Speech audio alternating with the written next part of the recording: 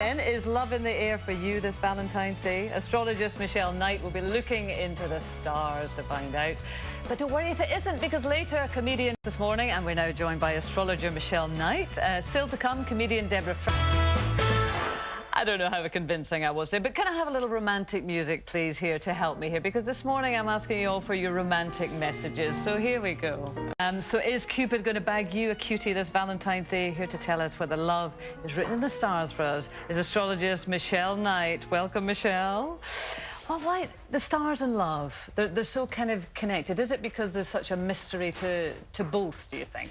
Yes, from the dawn of humanity, we've been trying to work out the best way to seduce a partner, and astrology has always played a big part in that.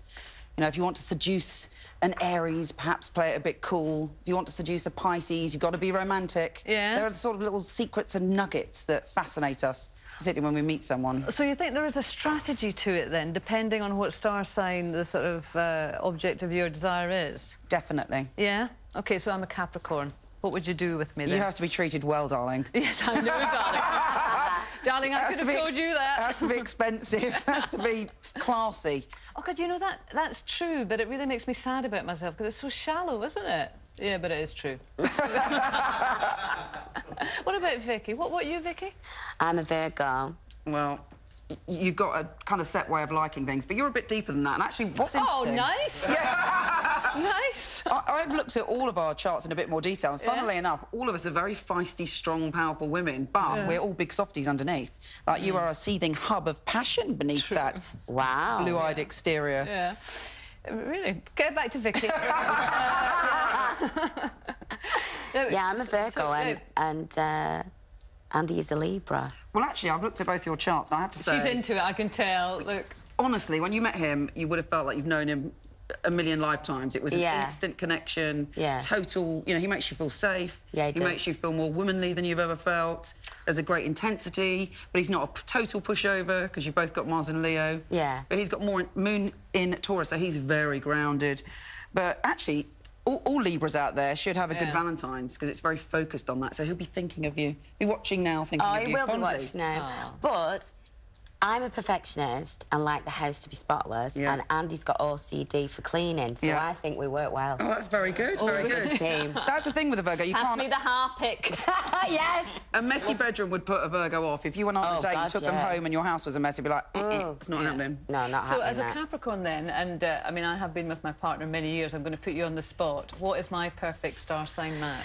You see, I'm not wanting to cop out, but it is deeper than that. Oh, because actually, I don't go with that total compatibility. Every single sign has something to teach you and something we can evolve and grow. That's old-fashioned, that kind of astrology. Oh, what sign is he? Oh, he's Pisces. Oh, is he? Well, he's a softie then. He can, you know, get into that Scorpio side of you, because you're not just, you know, Capricorn. You've got a very strong Scorpio sense, so he makes you feel more emotional than any other man. He taps into that little sensitive side and makes you feel cutched up. Yeah, and actually, go on, Annie, I'm going with you. I'm going with you. Well, what about other people, then? Moving swiftly on. Hard-boiled meat? No. Well, actually, we've got... For Aries are going to have a great Valentine's, because Venus, the planet of love, is in Aries, so all the Arians out there should be feeling quite good. But I have to say, if you're single and it's Valentine's Day, take yourself out on a date, love yourself, respect yourself for this journey so far, and buy your favourite foods and do all that. Librans are loved up. Now, Pisces, at the moment, we've got an amazing Pisces thing going on. We've got Mercury, the planet of communication, and Neptune, the fluffy, romantic planet in Pisces. So Pisceans are wandering around on a pink cloud. Oh. And obviously, the downside of that is if they're not in a relationship or something's going on and their partner's not romantic, it could be a bit disappointing. So you've got to look at other people's expectations and allow the romance to flourish. Oh, Ian, love, prepare yourself for disappointment. Let's look at some of the emails, because we have had lots and lots of people emailing in who want your advice. We've got Marie here, who's from North Ayrshire, and she's a Gemini. She says she's been single for 5 years. She says, I know that happiness comes from within, but it would be nice to know that when I meet someone, I can share my life experiences and they'll love me unconditionally. I don't want to know if I'll have any sort of fleeting romances, just the biggies, however long it might take to come. Well, for Geminis in general on Valentine's Day, there should be some kind of message from a friend or some kind of connection with a friend that could end up turning into romance or deepening. But even though she said don't look at the superficial things, I have to say there is a temptation for Marie, which could be very hot and sensual. Yeah. But if she holds out in May, there are 2 love interests, both with potential. Yeah. Do you think women always want the big one, you know, the real thing? I mean, and maybe they should just enjoy the odd fling or two. What do you think, Vicky? Yeah. Yeah. You know, we get hooked on the big. Well, the thing is, while you're waiting for the right one, doesn't mean you can't have fun with a couple of wrong ones. And you might not know, actually. You know, someone you think is wrong could end up being the perfect person if you gave them a chance. I mean, a lot of people have a pedestal idea of love, which is very unrealistic. Oh, when I met my partner, he was so not my type. He was absolutely Mr. Wrong. And here we are, God knows how many years later. Oh, stumbling along. Right, we've got Sarah here with the 2 kids, who's Aquarius, and she's from Ballymena in Northern Ireland. She says, see, this is a bit... I would like to know what's coming up in my love life, as I feel that my husband and I are slowly growing apart. See, we always talk about Valentine's in terms of singles and people looking for love, but I always think there's so many people in relationships. So to the outside world, they're all right, they're sorted. But actually, they're quite sort of unhappy or lonely within them. And that's more difficult to talk about, isn't it? Well, I've looked at her chart, and there is a lot of a desire for great romance, interestingly. And actually, sometimes, again, as we were saying, if we want great romance, we don't pay attention to the details and the intimacy and the communication in a relationship. I do believe there is potential for that relationship to heal if they reconnect their passion.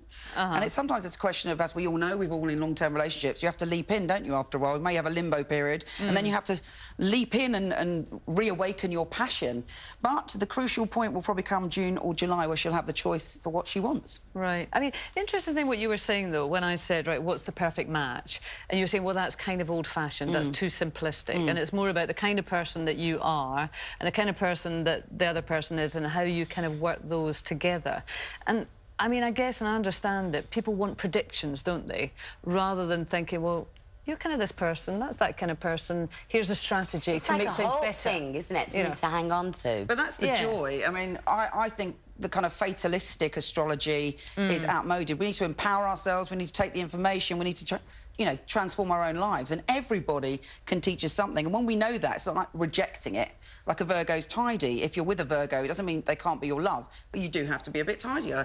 Simple as that, because it would drive you nuts. It would drive you nuts. Messy person. But so it's a gift. Astrology is a gift to give you the clues on how to make your relationship better. Well, that's because I'm just thinking with Sarah's email, you know, I want to know what is going to happen because I feel we're growing apart, whereas actually it's what can she do to maybe stop them growing apart is probably more useful information, isn't it? Yeah. So get a bit more romance in there and sort of work at it. Bring back the intimacy. Yeah.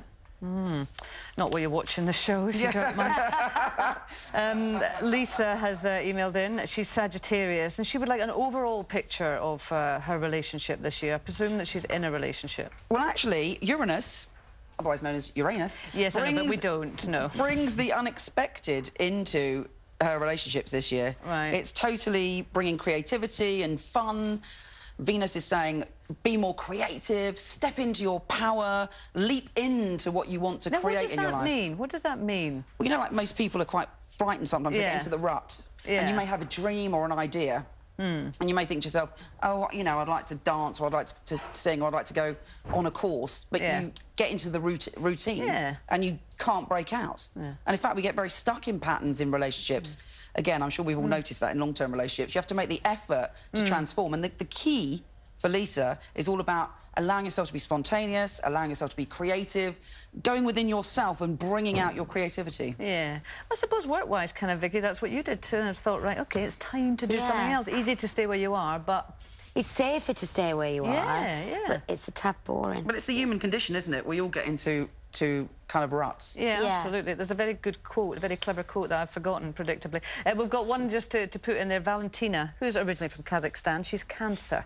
That's her star sign, and she wants a new love. She's obviously single. Well, actually, there is very good news here, because Jupiter, the planet of good fortune, makes this a very, very good year. And on top of that, it's likely to be somebody who's very successful. So there you go, there you get your prediction there. It's likely to be somebody who's, you know, minted in some way or doing very well in their career. Well, Valentina, if he doesn't work out, just pass him in my direction. No, I'm only kidding. I'm not that shallow, promise you.